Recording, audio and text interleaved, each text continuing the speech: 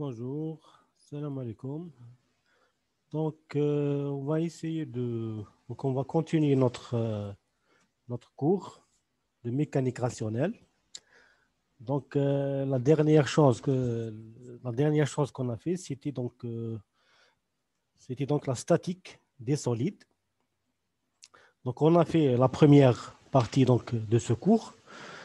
Donc, pour ce vidéo, on va faire la suite. On va faire donc une deuxième partie donc, du cours de cinématique de statique des solides.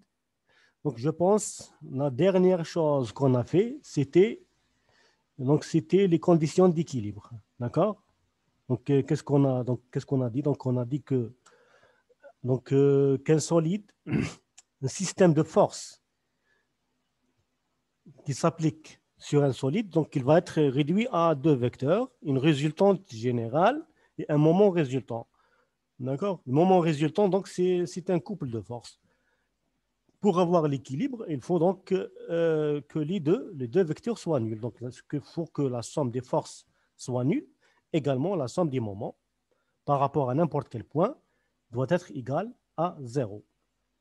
D'accord? Donc, on va commencer. Donc, on va passer au point suivant. On va passer aux forces de liaison. Pourquoi les forces de liaison? Parce que jusqu'à maintenant, on a parlé de force, de système de force qui s'applique sur un solide, mais on n'a pas parlé de la nature de ces forces. Donc, mais en fait, en statique, en mécanique de solide, donc les forces, on peut les diviser en deux catégories, en deux types. Bon, donc deux types de forces.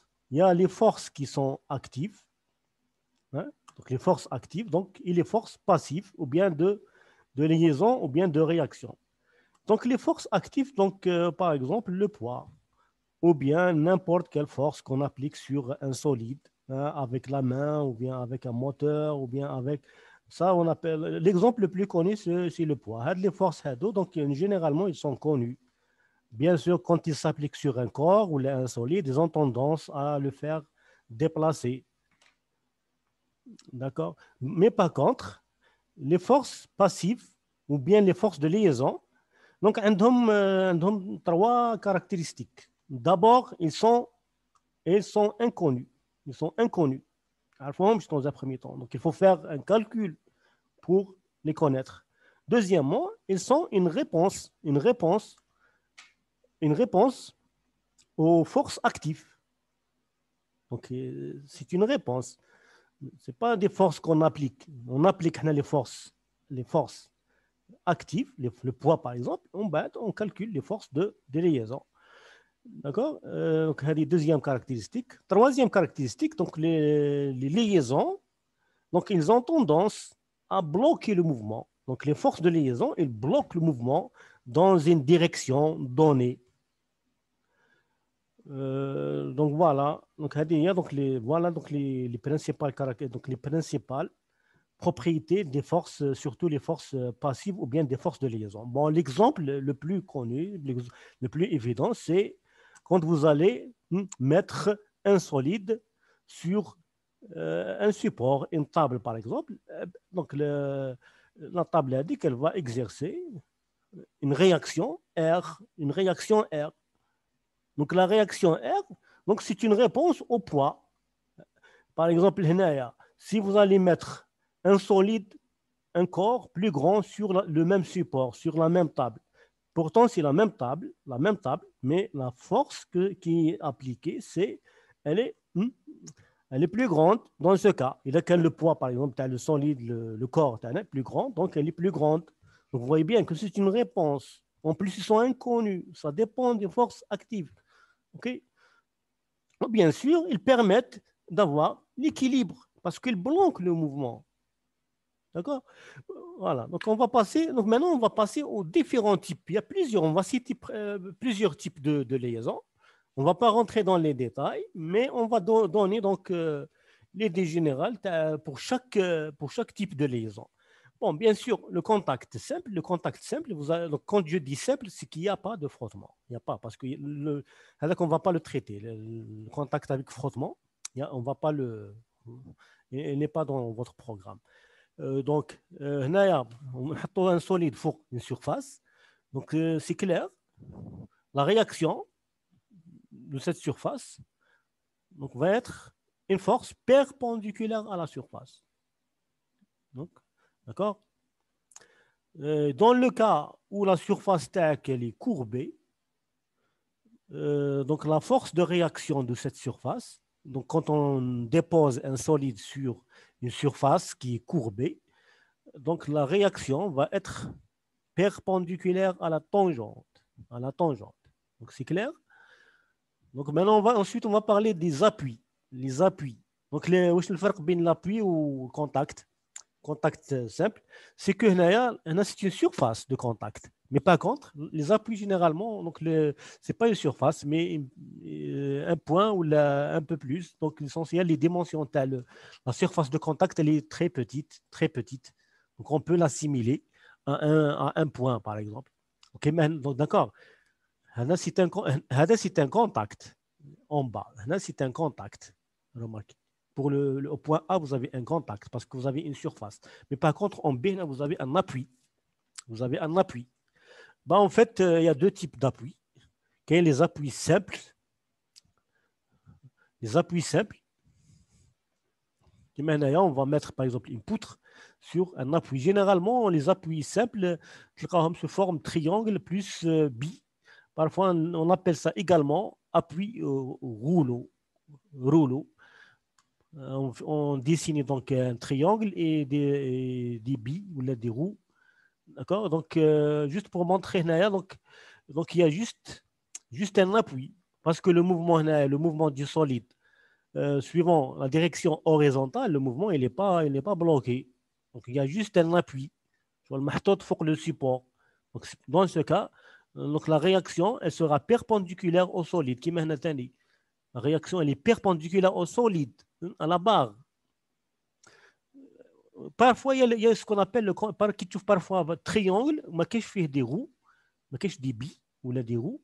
Dans ce cas, on appelle ça un appui double. Un appui double, parce qu'à la fois, il y a une force de contact de l'appui vertical, parce qu'il y a un support, donc parce que le solitaire, il repose sur l'appui. Donc, il y a une force. En plus, le mouvement du solide ou de cette poutre, suivant horizontalement, il est bloqué. Il est bloqué. Donc, on a la réaction. La réaction TAC, elle est. Donc, on a une force, il y a deux forces. Il y a une force horizontale et une force verticale. Donc, c'est pour ça qu'on appelle ça un appui double. Donc, on a deux inconnus, en fait. C'est une liaison à 2 degrés de liberté. Parce qu'il y a deux forces qu'il faut déterminer. OK? Ensuite, on va passer à la liaison par câble. Donc, le câble également, c'est une liaison. On peut bloquer le mouvement d'un solide dans une direction par un câble. Si on va suspendre un câble, si on va suspendre un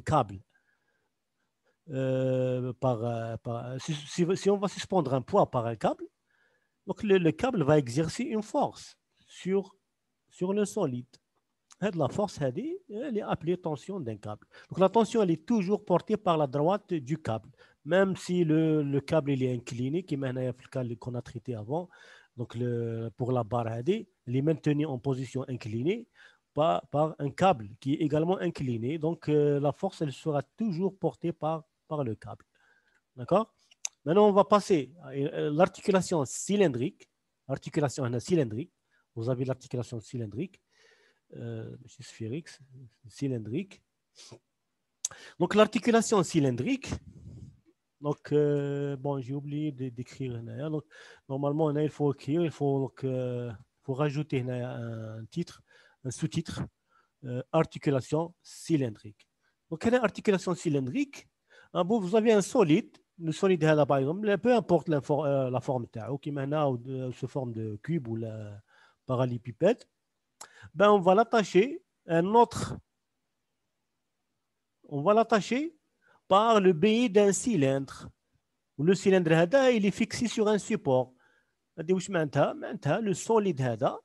solide le mouvement تاعو il va être bloqué par ce petit cylindre, Donc, le petit cylindre, il va exercer une force qui empêche le mouvement dans une direction, envers la direction du mouvement.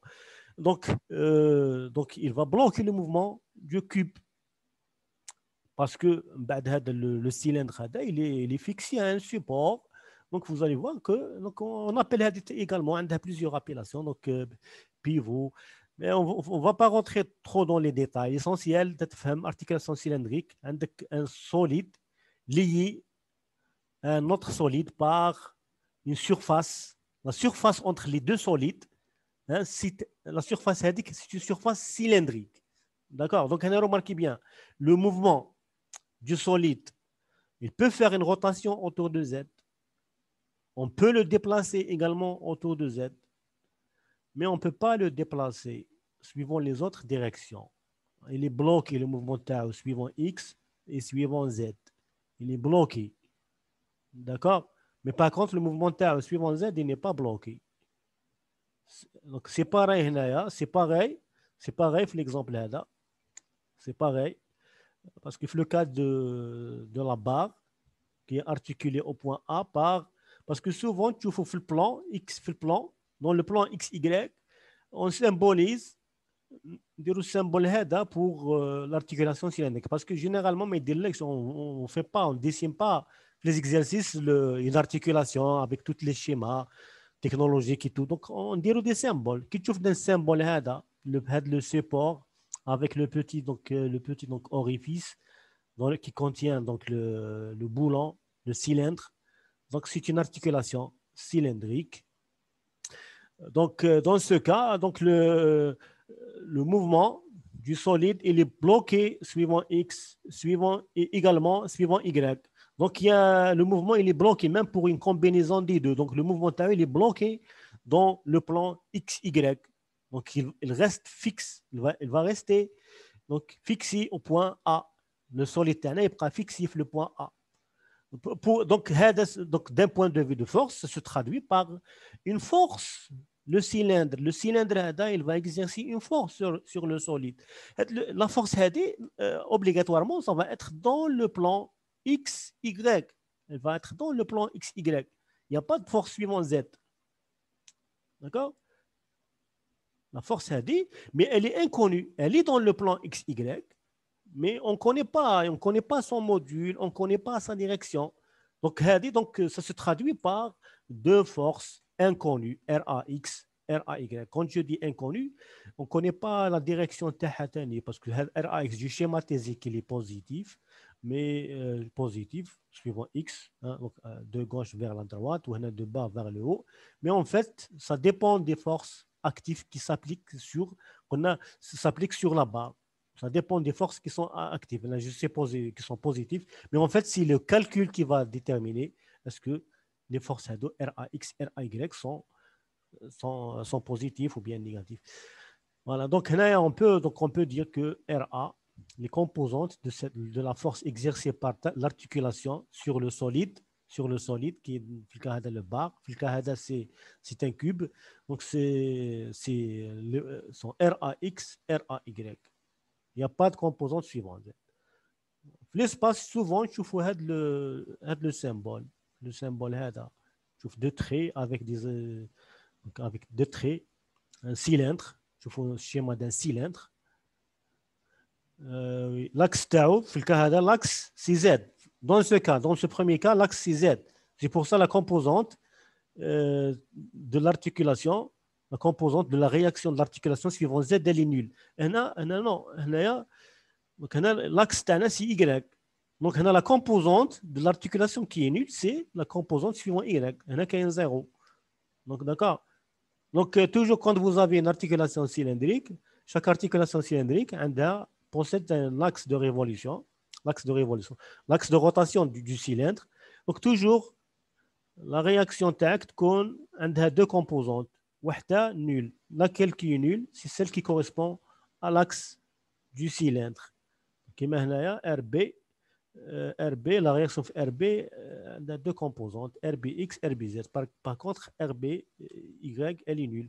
Supposons le cas, là, par exemple, le point C, le solide il est quelque part là, mais le solide il est lié au point C par une articulation cylindrique. Dans ce cas, l'axe de la réaction de l'articulation cylindrique, c'est l'axe TX. OK?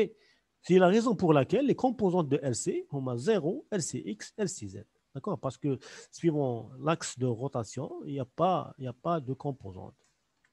Maintenant, on va passer à l'articulation sphérique. L'articulation sphérique, voici votre solide. Voici votre solide. Cette fois-ci, il est lié à un autre solide de sorte que la surface, le deuxième solide, il est fixé à un support, mais d'accord. Donc, de sorte que la surface entre les deux solides, c'est une surface sphérique. Donc, c'est comme si le solide il est entouré par une enveloppe sphérique. Tu vois, le solide il est entouré par un solide, une enveloppe ou la coquille sphérique, donc qui va fixer. Donc, ça va fixer. Donc, il va obliger donc le solide donc à rester. Le point A, il sera immobile toujours, quelles que soient les forces qui sont appliquées sur le solide, sur la partie qui reste du solide. Donc, dans ce cas, le mouvement, on peut faire le solide, il peut faire une rotation suivant toutes les directions. Il peut tourner autour de A parce que le contact il est supposé entre les deux solides, il est supposé s'effectuer sans frottement. Mais par contre, le déplacement du solide, il est impossible. Donc, pourquoi? Donc, parce qu'il y a des forces qui s'exercent. Donc, le blocage du mouvement du solide, se traduit par, donc, il y a par trois forces. Parce que le coquillage, il va exercer, le solide, il va exercer une force sur la sphère, la petite sphère la force, elle est inconnue dans l'espace. Dans les trois directions, le mouvement est bloqué. Donc, la réaction RA, elle est égale. Elle a trois composantes, RAX, RAY, RAZ. Donc, pour conclure, donc, quand vous avez un solide, quand vous avez un solide, donc lié ou là, par une articulation, il est lié par une articulation sphérique. Donc, la force correspondant à cette articulation sphérique, donc, elle est quelconque, elle est inconnue dans l'espace. Elle est inconnue. Donc, RAX, RAY, RAZ. Maintenant, on va passer au dernier type force de liaison, qui est l'encastrement. L'encastrement, un solide, il est complètement bloqué, encastré dans un mur. Par exemple, tu prends cette barre, une poutre, on va la mettre dans un mur, donc, d'accord, et ensuite on va la coller avec du béton. Donc, dans ce cas, la barre sera complètement bloquée, ni en rotation, ni en translation. Mais ce qui mène à donc vous avez la rotation, elle est permise. Donc, non, complètement bloquée. Bon, donc là, on va considérer uniquement le cas, supposons le solide Tana, où toutes les forces qui s'appliquent sur ce solide, ils sont dans un plan XY. Dans un plan XY. Okay? Dans ce cas, on applique des forces. Dans ce cas, l'articulation, donc plutôt la liaison par encastrement, va d'abord exercer une force, RAX, RAY, parce que le mouvement du solide, la translation du solide, elle est empêchée, on ne peut pas le faire déplacer, ni horizontalement, ni verticalement. En plus, les forces qu'on applique, l'effet de rotation, ils ont tendance à faire tourner la barre autour de A. Mais ça ne va pas tourner. Pourquoi? Parce qu'il y a un moment d'encastrement, un moment qu'on appelle moment d'encastrement. Donc, il y a quelque part un couple de forces. On ne peut pas voir exactement les points d'application de ce couple de forces, mais l'effet le couple de forces, il est quelque part là. Donc, parce que sinon, le moment M, c'est les forces, les forces F ou P, ils vont faire tourner. Donc, ils ont tendance à faire tourner la barre autour de A, mais à cause de ce moment, donc il va équilibrer. Il va équilibrer donc les forces F et P. D'accord? Bon, on va se contenter avec le cas où il y a toutes les forces qui sont dans l'espace, dans le plan. Parce que dans l'espace, en fait, donc la liaison, c'est une liaison à 3 degrés de liberté. Il y a trois inconnus. RAX, RAY ou le M. Mais par contre, si je traite le cas de encastrement dans l'espace, là, vous avez une force. Les forces vont être des forces quelconques. Vous allez avoir une force RA, RAX, RAY, RAZ, ou même le moment M, ça va être un moment quelconque, donc qui possède des composantes suivant X, composantes suivant Y, composantes suivant Z. Donc dans l'espace en général, l'encastrement, il a 6 degrés de liberté. Mais on ne va pas traiter ça. On va se contenter du cas de l'encastrement dans le plan. C'est-à-dire, oui, les forces les forces dans un seul plan. Par exemple, le plan XY. D'accord? Maintenant, on a cité toutes les forces de liaison. Maintenant, on va passer on verra comment. Donc, on a juste une petite remarque. En fait, l'objectif principal de la statique, c'est comment déterminer les forces de liaison. Alors, l'objectif principal. Ben, pourquoi en général on détermine ces forces de liaison? Parce que, justement, c'est pour pouvoir dimensionner par exemple, le câble, par exemple. À quoi ça sert de déterminer la tension du câble? Parce que pour fabriquer le câble, il faut d'abord connaître quelle est la force, quel est le poids, quelle est la force qu'il doit supporter. D'accord? C'est la première information qu'il faut connaître. D'accord? Donc, quand vous avez ensuite, vous avez par exemple les appuis. Vous avez donc les poutres, généralement, elles reposent sur des appuis. Ben, il faut connaître la réaction des appuis. Parce que, en fait, la réaction des appuis, elle est égale à la force exercée par le solide parce que par le principe action-réaction, quand j'ai des réactions par exemple, réaction de l'appui, il ne faut pas oublier que également le solide ou la poutre, elle va exercer la même force dans le sens opposé. Donc, l'objectif principal, c'est de connaître la force qui s'exerce sur les liaisons, hein, pour dimensionner les liaisons, hein, pour les fabriquer, quoi. D'accord?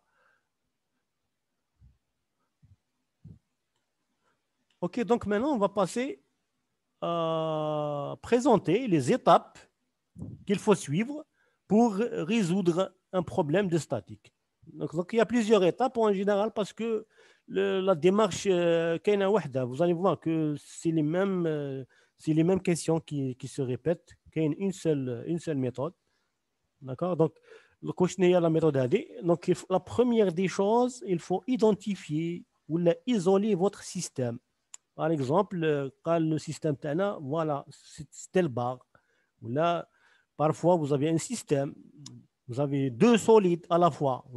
Donc, c'est important.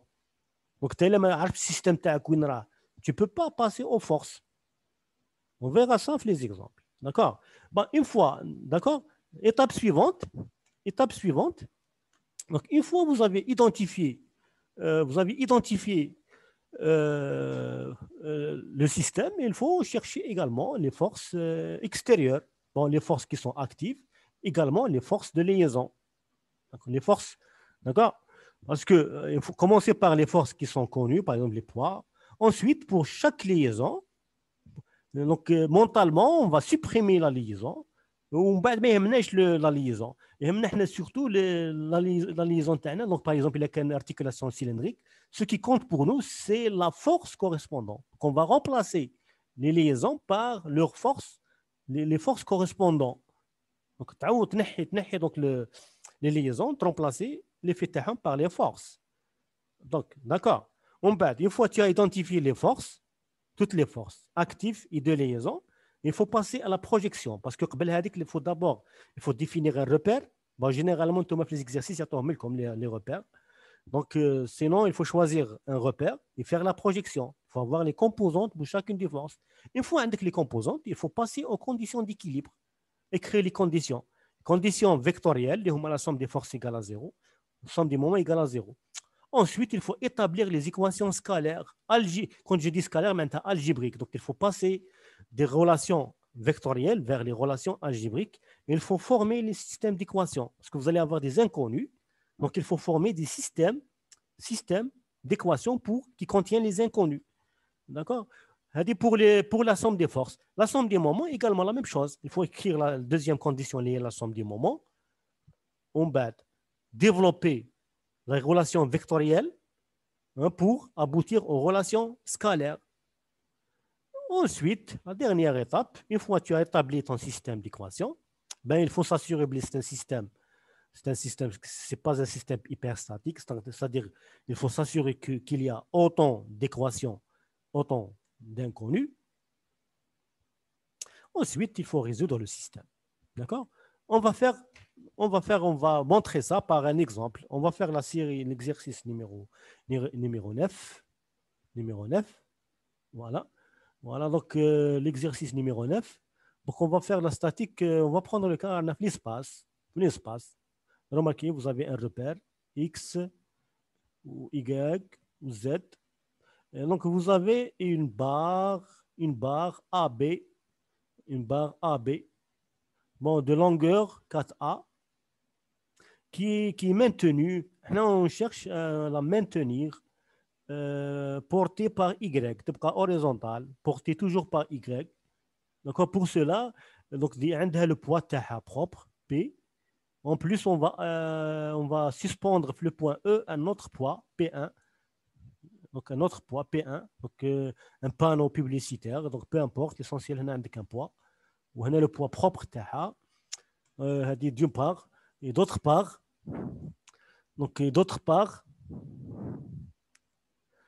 le point A, pour fixer le point A, on va utiliser une articulation sphérique le point A. Ou pour la position horizontale, donc en plus de l'articulation sphérique, on va l'attacher par deux câbles. Un câble BC, يربط بين البي وهنا عندك شغل عندك un mur. Le plan XZ, c'est un mur. On va attacher le point B au point C.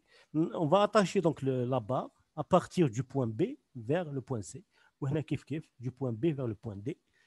Voilà, donc la question c'est déterminer la réaction, l'articulation, elle va, شفنا من قبل, sphérique, donc va exercer une force sur la barre. La force, elle est inconnue, donc نحسبوها. En plus, également, les deux câbles. Donc, les câbles qui sont inclinés, sont dans l'espace. C'est des droites quelconques. Ils vont exercer deux forces sur le solide. Donc, on vous demande de calculer les forces de liaison. Donc, qui sont la réaction de l'articulation A, en plus les tensions des deux câbles. D'accord? Donc, on va essayer de le faire ensemble. Donc voici les étapes de la résolution d'un problème de statique. Donc donc il faut identifier le système. Donc le système c'est clair. Le système c'est la barre. Mais les câbles, c'est pas le mur, c'est pas l'articulation qui est le système. Le système c'est la barre AB. Voilà. Donc c'est un solide, un seul solide. D'accord? Voilà. Maintenant on va identifier les forces qui s'appliquent. Les forces qui sont actives. Donc le P, le P1 ou le P, qui sont des forces verticales, donc qui sont parallèles à Z. Ensuite, l'articulation A va exercer une force qui est inconnue, qui possède trois composantes, une force quelconque, RAX, RAY, RAZ. En plus, les deux câbles. Chaque câble correspond à une force portée par la direction du câble. Par exemple, la tension T1 correspond au câble BC. Elle sera toujours portée par la droite BC. Le câble T2, il va être porté par l'axe, par la droite BD. D'accord? Donc, l'étape suivante, il faut déterminer les composantes de chacune des forces. Bon, pour la force RA, on a trois composantes inconnues. Bon, j'ai schématisé négatif, positif, mais négatif. C'est le calcul qui va, qui va trancher. Est-ce qu'ils sont positifs ou les négatifs? Bon, le poids P est composanté à 0, 0 et moins P, d'accord? Parce que c'est une force verticale. P1 également est composanté à 0, 0, P, moins P1. Donc, le vrai problème, c'est comment déterminer la tension des câbles, la tension du câble. Donc, remarquez bien, c'est des câbles quelconques, on n'a pas les angles. Donc, rappelez-vous bien du TD qu'on a fait le cours, le premier rappel de cours sur les vecteurs, comment projeter un vecteur. Donc, parfois, un vecteur dans l'espace, on a deux angles, et parfois, on a deux points. Une droite est définie par deux points. Quand vous avez deux points, en plus, on a une force qui est parallèle à cette droite. D'accord? Donc, on a montré par la méthode du vecteur unitaire. Donc, quand vous avez une droite BC qui porte un vecteur T1, si on divise T1 sur le module de T1, il est égal à BC sur le module de BC. C'est-à-dire, vous pouvez vous rappeler, donc vous pouvez donc le voir vous-même. Je fais là. D'accord? Donc, maintenant, on tire T1. On tire T1. Donc, T1, T1 fois BC. J'ai oublié donc, j'ai oublié de mettre. OK, donc j'ai oublié de mettre le vecteur BC.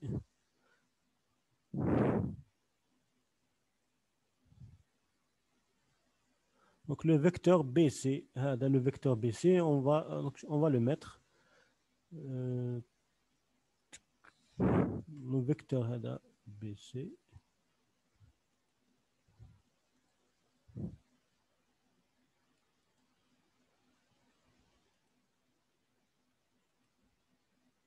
Voilà.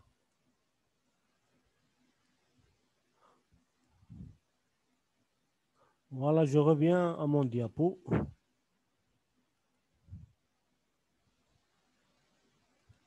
Voilà. Donc là, vous avez un vecteur. OK. Donc là, vous avez la formule اللي قبلها. Donc là, vous avez T1 sur T1 comme vecteur sur T1 comme scalaire égale BC comme vecteur sur BC. Parce que là, en fait, ça représente le vecteur unitaire. Donc, on a montré ça le premier TD, le premier cours. D'accord? Donc, on a deux vecteurs, T1 ou le BC. Les deux vecteurs, c'est un scalaire ou c'est un scalaire.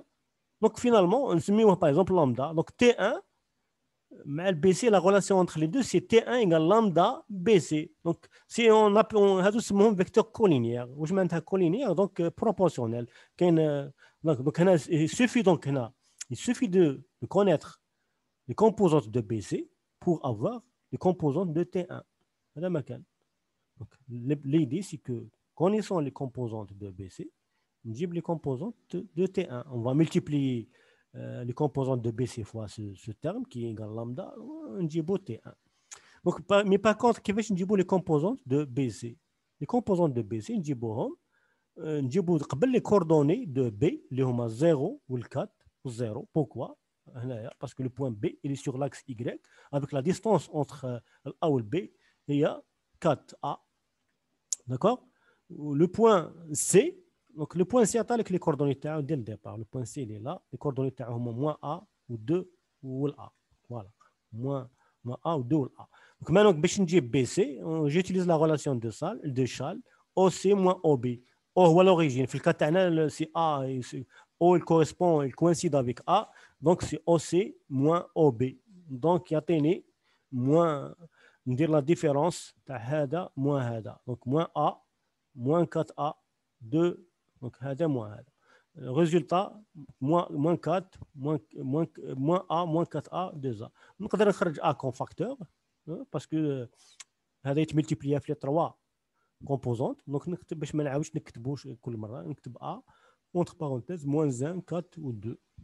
maintenant نحتاج هنا تشوف ليكسبرسيون هذه تاع هذا لو فاكتور هذا لامدا نحتاج نملتيبليي دونك نحتاج لامدا دونك نحتاج بي سي هي لا نورم لو موديول تاع بي سي مادام عندي لي كومبوزونت ندير لا راسين كاري تاع لا سوم دي كاري تبقى خارجه وندير لا سوم دي كاري تاع moins 1 plus moins 4 ou 2 تعطيني racine de 21 A. Donc maintenant on remplace la formule هذه T1 par racine 21 de A. remarquez A مع A يروح بعد يولي عندي هنا un scalaire اللي هو T sur racine de 21 multiplié fois moins 1 moins 4 moins 2 fois un vecteur. Donc maintenant باش تجيب les composantes تاع T1 suivant X il suffit de multiplier هذا T sur racine de 21 fois moins 1 تعطيني هذا. باش تجيب la composante de T1 suivant Y suivant multiplier هذا fois moins 4 تعطي لك هذا. Donc la même chose, pour avoir les composantes de T1 suivant Z, il suffit de multiplier le scalaire fois 2. Donc voilà, le problème de T1, c'est réglé. Donc c'est pareil pour T2. La deuxième droite, on va faire la même chose. On ne va pas trop s'attarder parce que c'est la même chose. Avec T2 sur T2 égale BD sur BD. Donc maintenant, T2 égale T2 sur BD fois BD. Donc on a les BD, كيف les coordonnées de D moins les coordonnées de B. Finalement, يعطيني هذا. Où le module de BD, c'est A racine de 29. Donc, mais finalement, de la même façon, de la même méthode, vous allez avoir les composantes de T2, donc T2 sur 2T2 sur racine de 21, moins 4T2 racine de 20. Donc maintenant, vous voyez bien que on a déterminé toutes les composantes de toutes les forces. D'accord? Donc, maintenant, après, avec la méthode du vecteur unitaire, on a déterminé les composantes de T1 et de T2. Maintenant, il faut passer à l'équilibre. La somme des forces égale à 0. La somme des forces égale à 0. D'accord?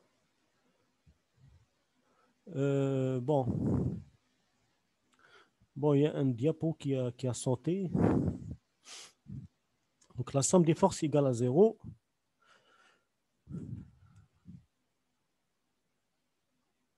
Bon, je pense... Je trouve un diapo qui manque. Attendez un moment.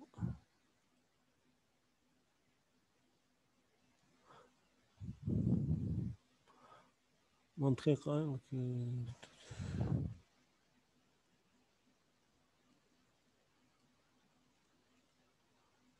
Une minute, je vais régler ça.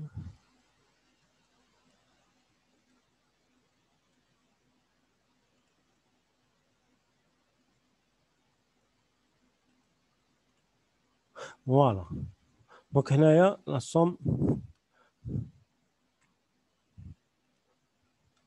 Bon, je vais rajouter donc le diapo.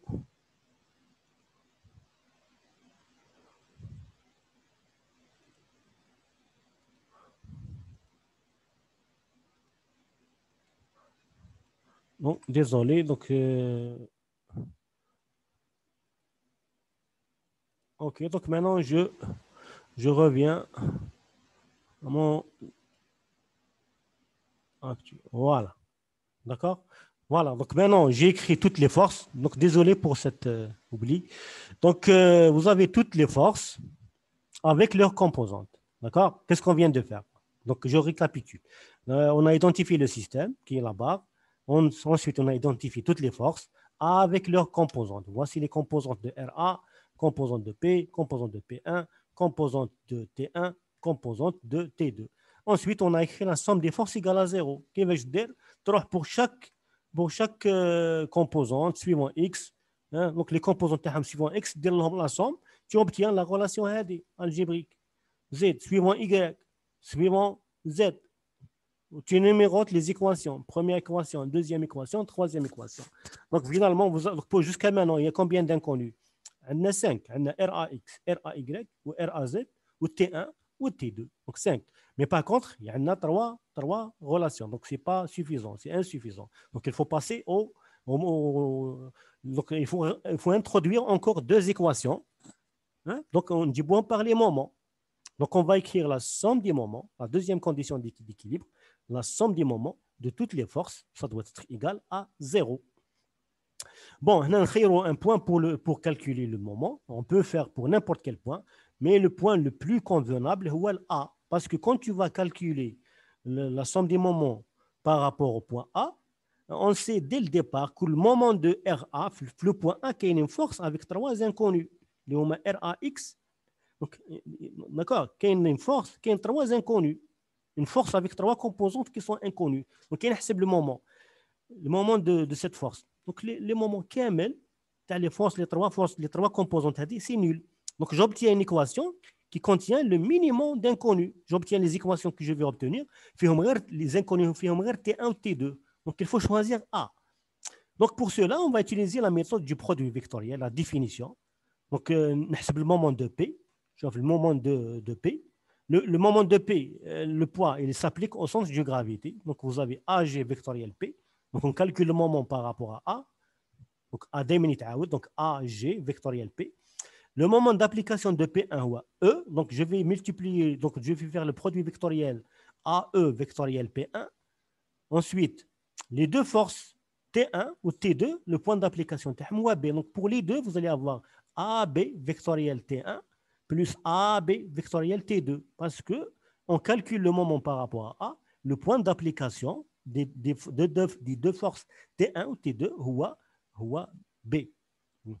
En fait, pour passer de cette relation vectorielle vers les équations algébriques, qu'est-ce que je vais faire? Je vais remplacer chaque vecteur par ses composantes. Donc, les vecteurs, c'est les forces également et les vecteurs position.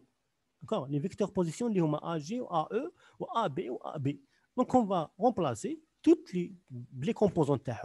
Bon, les forces, c'est déjà fait. Les forces, les composantes, elles sont là. D'accord? Les forces, ça ne pose pas de problème. Donc, les composantes du vecteur position. En fait, comment on obtient les coordonnées? Les coordonnées. Qui t'a les coordonnées de G, t'as les coordonnées les composantes de AG. D'accord? Donc là, on va passer aux coordonnées.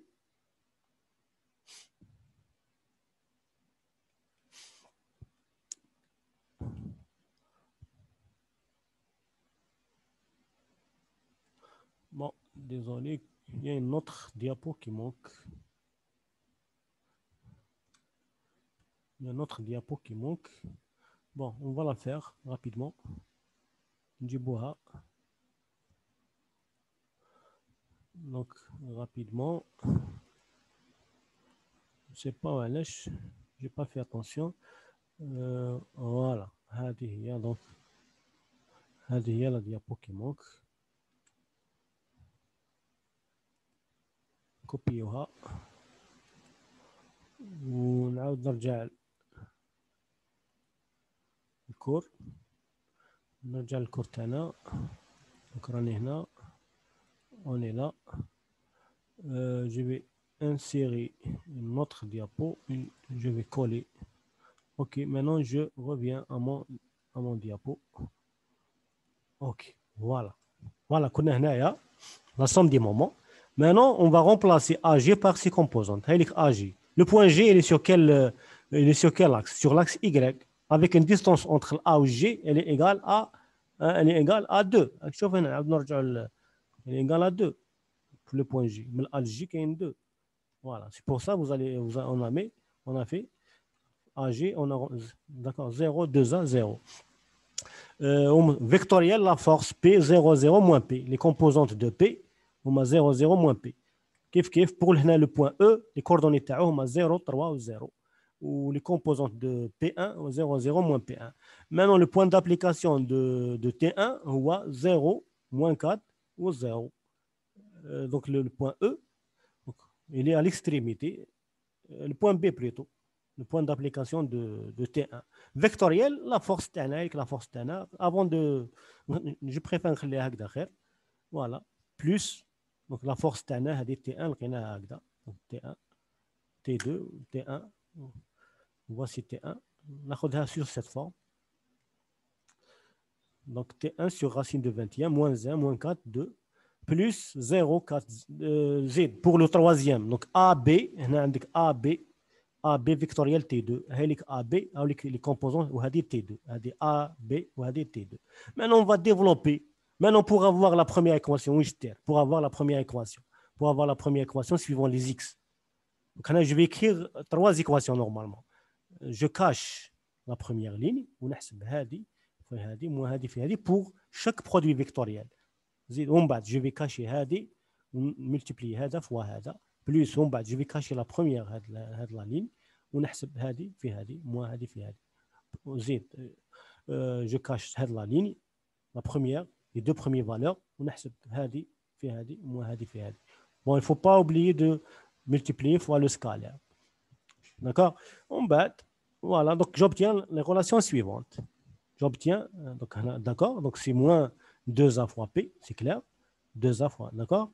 En bas, 3 fois moins P, 3A fois P1, plus, ainsi de suite. وهنا واش دير في الكا هذا الدوزيام vous cachez la première ligne وتحسب le déterminant. Vous cachez la première ligne, اللي هو 0 ou le moins 1, نخبيهم ونضرب, j'ai multiplié 4A fois هذه moins 0, le résultat il faut le multiplier fois T1 sur racine de 21, il ne faut pas oublier ça. Donc le résultat تعطيني هذه. Z pour le ومن بعد واش ندير, je vais multiplier, نروح لهنا, je cache هذه la ligne ونحسب هذه في هذه, donc 4A بعد fois 0 moins 0, le résultat multiplié fois T2 sur racine de 21. يعطيني هذه A fois T2, 4 sur racine de 21. Pour le deuxième valeur, donc هنا je cache la deuxième ligne ونحسب le déterminant qui reste. هذه في هذه moins هذه في هذه تعطيني 0. Il faut multiplier fois moins puisque 0 ما يهمش. Deuxième, remarquez bien, la deuxième composante تاع les moments كامل nul. Donc هنا c'est 0 وهنا 0 وهنا ثاني 0. Donc qu'est-ce qu'on obtient 0 égale à 0. هذه ماشي équation, c'est une identité اللي ما تعطيني حتى information. Donc je vais pas numéroter هذه نيميروتيها 4. Pourquoi 4 parce que حسبت déjà من قبل 3 3. Donc هنا je passe au 4. وهنايا كيف la troisième, pour avoir la troisième équation, نروح لchaque كل واحد فيهم هنايا, je cache la dernière ligne, je cache هذه mentalement ونحسب déterminant qui reste. هذا في هذا moins هذا في هذا يعطيني 0. ومن بعد هذا في هذا تعطيني 0 كيف سينو هنايا هذا فوا هذا تعطيني 0 تعطيني moins 4 donc تعطيني plus 4. Le résultat il faut multiplier fois T1 sur racine de 21 اللي هي هذه. donc تعطيني هذه. D'accord? Ensuite, le dernier هنايا, je cache la dernière ligne, نحسب 0 fois moins 4 يعطيني 0. Donc moins 4 fois 2. Le résultat, il faut multiplier fois T2 sur racine de 21. Donc هنا fois moins 8 يخرج لي بالmoin. C'est 0. Donc هذه نسميها équation 5. D'accord? Donc هنا on peut faire des simplifications facilement. On peut faire des simplifications. Multiplier la première équation هذه كامل fois racine de 21 sur 4, on obtient la relation. On multiplie هذه fois racine de 21 c'est sur 4. J'ai oublié de mettre le 4. D'accord? Donc j'obtiens la relation suivante. هذه نملتيبليها sur racine de 21 sur 4. كيف نسيت هنا 4 ماهيش تبعنا. Donc j'obtiens les deux relations suivantes. Maintenant, تكتب T1 en fonction de T2. T1 égale 2 fois T2 وتعوضها في الأولانية. Et tu obtiens 5T2 égale à ça. On va dire T2. On va T1 égale à 2 fois T2. T1 est 2 fois T2. Donc Donc, هذه racine 21 sur 20, 2P plus 3P1, 3P1. Donc, T1, c'est racine de 21 sur 10. On va تعاود l'équation 1. L'équation 1, puisque T1 حسبناه ou T2 حسبناه, le seul inconnu est RAX. On tire RAX. Donc, la deuxième équation, T1 ou T2 نعرفهم. Donc, le seul inconnu, c'est RAY. نجبدوه. Voilà. Ou la même chose pour la troisième équation. T1 ou T2 نعرفوهم. P1 c'est des forces actives connues. نجيبوا RAZ. Bon, la seule chose, donc si vous allez faire, je n'ai pas fait l'application numérique. Si vous allez faire l'application numérique, vous trouvez une valeur négative, c'est qu'elle est dirigée dans le sens inverse que celui qu'on a choisi au départ dans le schéma. Donc, vous dites tout simplement, entre parenthèses, qu'elle est dirigée dans le sens inverse. Donc, c'est tout. Donc, voilà. Donc, ainsi, donc, on termine notre cours de le chapitre statique sur statique des solides. Bon, on a terminé ça avec un exemple d'application. Donc, je vous remercie pour votre attention. Et au prochain TD, Inch'Allah, on va commencer la cinématique des solides. Donc, merci pour votre attention. Salam alaikum.